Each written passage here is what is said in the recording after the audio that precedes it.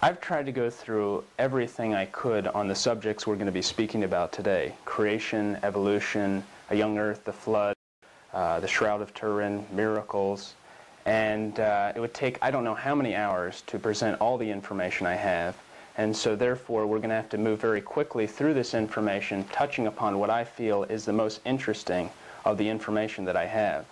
Now, one thing people have to realize is that this is not science versus religion.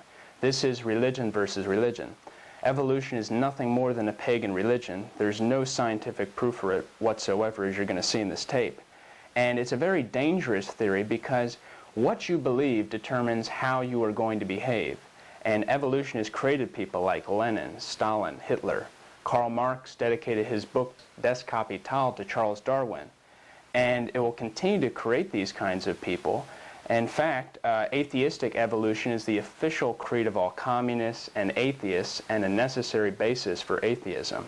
And so people believe in the theory of evolution because of their lifestyle. They don't want there to be a God. They have these so-called missing links because they say that we evolved from an ape, but they've only been able to produce a couple of these when they should have millions of them. Lucy is the most complete so-called missing link. It was found by Donald Johanson in 1974. The leg bones for Lucy were found 1.5 miles away from the head bones, and the leg bones were 200 feet deeper in a different layer of strata. They were not all found in the same layer of strata or even in the same location. They were scattered over 1.5 miles. And all these supposed missing links have all turned out to be either fully human, fully animal, or fake. And just because some animals have some similar features doesn't necessarily mean a common ancestor. It may mean a common designer. Colin Patterson, he's an evolutionist, senior paleontologist at the British Museum of Natural History. They have the largest collection of fossils in the whole world. And he wrote a book supporting evolution, and someone asked him why he didn't include any missing links in his book. And he responded to this letter. He said, quote, "I fully agree with your comments on the lack of evolutionary transitions in my book. If I know of any, fossil or living, I would have certainly included them. I will lay it on the line, there is not one such fossil." So there's no missing links. There are trillions of fossils that you can study, but there are no missing links, and there has to be if evolution is true. D.M.S. Watson said, quote, "The theory of evolution is a theory universally accepted not because it can be proven true, but because the alternative, special creation, is clearly incredible. You see, a watch demands a watchmaker, a design demands a designer, and a creation demands a creator." And they have all these organs now. You mean vestigial organs, right? Right. They originally had 200 of these organs, now been reduced to a handful. They also say that we go through the process of evolution as an embryo. We have these different gill slits. These are actually folds of skin that develop into the respiratory and hearing tracts. One of the most common examples, they say, of evolution is the peppered moth of England. And there you had 95% light moss and 5% black moss. And what happened was you had the factories, they started burning coals, and the trees started turning black from the soot. So they counted the moss again, and now they had 95% black moss and 5% white. And so basically all that happened was the white moth lost its camouflage and was eaten. That's all that happened. And that is a sign of microevolution, which are minor changes in the structure and function of a plant and animal. And macroevolution is something completely different. And it's when the teaching that one kind evolves into another. And this has never been proven by science. And basically the key teaching of evolution is that life comes from non-living matter, spontaneous generation. But there's tremendous complexity in life in our bodies. For example, we have 50 trillion cells in our bodies. Carl Sagan said that in the simplest cell we know anything about, we have information equivalent to 100 million pages of Encyclopedia Britannica. And in the cell, everything is independent and codependent on everything else. There's tremendous complexity in all life forms. For example, this is a little fish called a sailcat, and if you look on one side, you can see the skeleton of the fish. And then if you turn it around, you can see it looks very much like our Lord on the cross. Very interesting. I don't think evolution did that. A Cray computer can do 6 billion calculations per second. Estimates are that the little honeybee has to do 1 trillion calculations per second in order to fly. That means the little honeybee is 166 times faster than the Cray computer, and the honeybee can heal itself. But the conclusion of evolution evolutionists is the computer, of course, is designed, but the honeybee evolved. People ask why the stars are so far away. Very simple. God put the stars very far away. That doesn't prove evolution whatsoever. People talk about alien life forms, extraterrestrial life forms. Well, conditions outside the Earth are far more destructive than probably anyone suspected before space exploration began. Deadly radiation, poisonous gases, extreme gravitational forces, gigantic explosions, and the absence of the proper atmosphere and specific chemical elements. Just the temperature extremes in outer space would make almost any kind of life either so hot that it would vaporize or so cold that it would be completely rigid, brittle, and dead.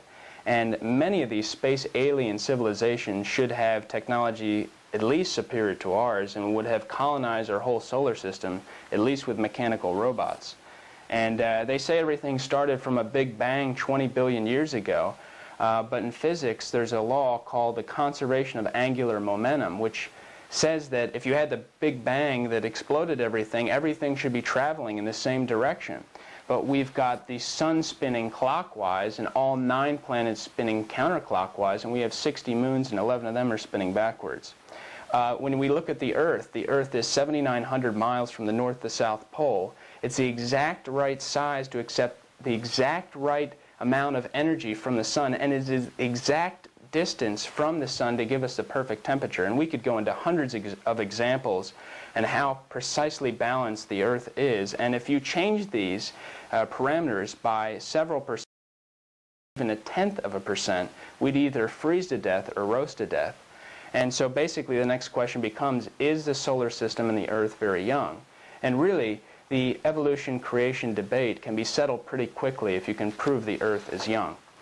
As the sun burns, it's losing 5 million tons per second, which means it's shrinking, which means it used to be heavier, which means that gravity was also stronger. So even 20 or 30 million years ago, the sun would be so big it would touch the Earth. Comets should only last 10 to 15,000 years before they're blown apart by the solar wind. Our calendars only go back to the year 4000 BC. How come they don't go back further than that? The population growth curve looked like it started about 4,500 years ago. Well, there was a flood about 4,400 years ago, and 8 people got off the ark. Another question is, how many billions of people should we have by this time? So where are all the people? At least, where are all the bones? The rings orbiting Saturn are being bombarded by should be pulverized and dispersed in only about 10,000 years. Scientists admit that the oldest known living tree are the bristlecone pines of California and Nevada, which are 4,300 years old. How come we don't have an older tree? Reef in Australia.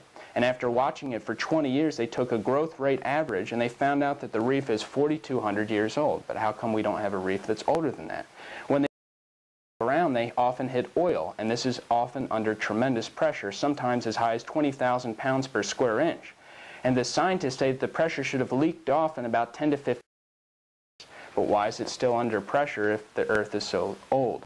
Outer space is full of dust. And when they went to the moon and they landed on the moon, the astronauts expected something like 182 feet thick of dust on the moon. And they found, that's why they had these big landing pads, and they found not even 1 full inch of dust on the moon. And the moon is also getting further and further away from the Earth, which means it used to be closer. And there's a law called the inverse square law, which says that if you half the distance, you quadruple the attraction. So even a couple million years ago, the moon would be so close to the Earth that it would cause tides that would flood the Earth twice a day. The Earth's magnetic field cannot be any older than 10,000 years. Otherwise, it would be too strong for life to be comfortable on Earth. The second law of thermodynamics, it's called the law of entropy, which says that anything left to itself gets worse. Things left to itself don't get better, they get worse. Dinosaurs, they say dinosaurs were around, I don't know how many millions of years they're saying, but they found DNA and blood cells in dinosaurs, and blood cells can only last for thousands of years, not millions of years. In Job chapter 40, verse 15, God says, "Behold Behemoth, who has a tail like a cedar." And so I think that that might mean that that was a dinosaur. And basically, in New Zealand, there's a place called the Chatham Rise, and the Japanese come down there to fish a lot, and they pulled up this 4,000-pound, 32-foot skeleton of a dinosaur. And basically, lizards never stop growing. And so if you put them in a pre-flood environment with a water canopy, a lot more oxygen, 800 or 900 years to live, a perfect food supply, no enemies, you've got yourself a dinosaur. In fact, before 1841, dinosaurs were called dragons, and the word dinosaur means a terrible lizard. And so then people ask, is there any evidence for the worldwide flood or what caused it? And basically, Genesis 7, 11, and 12 says, quote, "In the 600th year in the life of Noah, in the 2nd month, on the 17th day of the month, all the fountains of the great deep were broken up, and the floodgates of heaven were opened." So basically what I think might have happened is you had a large planet or comet come close to the Earth, put pressure on the crust of the Earth, and you had a lot of subterranean water that this crack formed around the Earth. This is called the hydroplate theory. And there's a crack, it's called the mid-oceanic ridge, that wraps around the Earth like the seam of a baseball. And what happened is the water exploded violently from out of that crack and caused most of the fossil record. And that's called the hydroplate theory. They talk about the geologic column, how that proves evolution. In the textbooks, they have the Cenozoic, Mesozoic, Paleozoic, all these different layers they say are millions of years old. Well, if you get a jar of dirt, shake it up, it'll settle out into layers for you. It's called hydrologic sorting. And so we've found, and people have seen, trees in the sediments going through all these different sediments that they say are millions of years old. And so there's only two explanations for this. One, either the trees grew in the sediments, or two, the sediment came down on top of the trees, and many of these trees are upside down. So all these layers, I believe, were caused from the worldwide flood. In fact, the Grand Canyon, they say that the Grand Canyon had gradually been eroded by the Colorado River. But if that's true, there should be 1,000 cubic miles of sediment at the river mouth, and you go to the river mouth and it's not there. And after the eruption of Mount St. Helens in 1980, 600 feet of strata were deposited, and in one day it formed a canyon system 1/40th the scale of Grand Canyon. So these things were formed very rapidly and not over a long period of time. That gradualism is blown apart by just what happened at Mount St. Helens. Exactly. Evolutionists date the layers of rock by the fossils they contain, and then they date the fossils by the layers of rock that they're in. And this is circular reasoning. And fossils don't simply form when plants or animals simply dot and rot away. To become fossilized, a plant or animal must usually have hard parts such as wood. It must be quickly buried to prevent decay and must be undisturbed throughout the long process. And the fossil evidence for a worldwide flood catastrophe is everywhere. It's very evident. And fish have been found by the billions with fins extended and eyes bulging. They found mammoths with the last meal perfectly preserved in their stomachs, and that kind of food isn't even found in that area today. They've found whales that are buried straight up and down. They found fish fossilized, giving birth to their babies. They found clams that are petrified, and they're found closed, and when a clam dies, it opens up. The Bible says that all the mountaintops during the flood were submerged underwater. And Edmund Hillary, in 1953, he climbed Mount Everest, and when he reached a 26,000 foot level, for the next 3,000 feet, he found seashells and clams all over the place. So how do you get seashells on every major mountain range only if the worldwide flood really happened? Some people believe Noah's Ark is on the top of Mount Ararat in Turkey. What's interesting is on Mount Ararat itself, they found pillow lava, which is a unique formation that occurs only when molten lava emerges from the earth below water. And they've also found salt crystals on Mount Ararat, which could only be formed underwater. Is there any written evidence for a worldwide flood? Well, the flood account is found on Babylonian, Akkadian, and Sumerian cuneiform tablets, and these all date back to about 700 BC. In fact, a study of universal flood traditions reveals that there are over 200 accounts in every civilization and culture around the world, including the Inca and Aztec cultures. They've gone back to many of these ancient civilizations and found that they're very advanced, having things like natural ventilation, air conditioning. You could go back to Egypt and find that they knew how to make batteries and generate electricity. People used that for electroplating, didn't they? Yes, electroplated artifacts they found. The size of the ark, they took a model of the ark and they tested in marine laboratories, and they duplicated 200-foot tidal waves, and they found that the ark was not only seaworthy but extraordinarily stable. And during World War II, the USS New Mexico and Oregon were built on the same proportions as Noah's Ark, 6 times longer than it is wide. And someone says that how could you get all the animals on the ark? And well, first of all, you take the very smallest animals. Dr. Kenneth Ebel, professor of biology, says, quote, each family of creatures on Earth have a single pair of ancestors. He says there are over 300 varieties of dogs in the world today, but they all have a single common ancestor. And he says that there would have been ample room to load ancestors of all the species we know of today, with room left over for Noah's family, food, and supply.